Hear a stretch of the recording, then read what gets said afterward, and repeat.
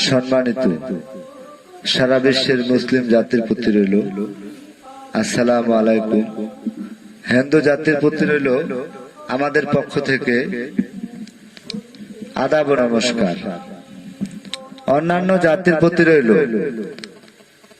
আমাদের পক্ষ থেকে আন্তরিক শুভেচ্ছা ও ভালোবাসা। আজকে আমি যে বিষয়টি আপনাদের সামনে তুলে ধরতে যাচ্ছি সেটা হলো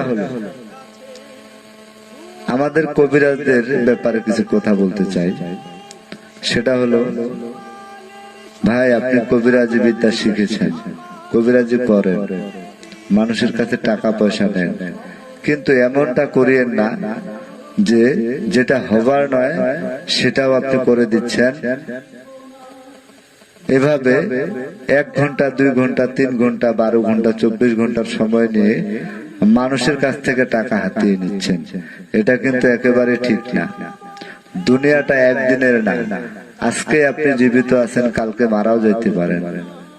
আপনি যে একজন মানুষের কাছ থেকে টাকা পয়সা নিচ্ছেন, এই যে টাকা পয়সাগুলো নিয়ে আপনি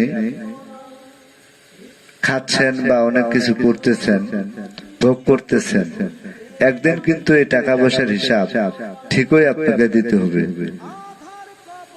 ইহকালে না দিলেও পরকালে আপনাকে সেই হিসাবটা দিতে হবে।